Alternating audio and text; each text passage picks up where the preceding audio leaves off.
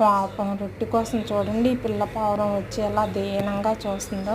ప్లేట్లో ఏమీ లేకపోయేసరికి వీటికి రోజు అలవాటండి. తెల్లవారితేనే వీటికి అన్నం కానీ చపాతీ కానీ ఇంకేమన్నా ఫ్రూట్స్ ఉంటే ఫ్రూట్స్ ఏముంటే అవి పెట్టేస్తానండి.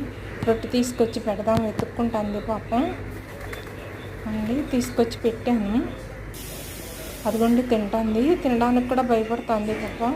ఈ లోపు పెద్ద పావురాలు వస్తే వీటిని తినవండి. నేను ఇక్కడే ఉంటే తినదు, నాకు చాలా పాపం భయపడుతుంది. నేను దూరంగా వెళ్ళిపోతాను చూడండి. రొట్టె కోసం వస్తాయి, తినడానికి భయపడిపోతాయి.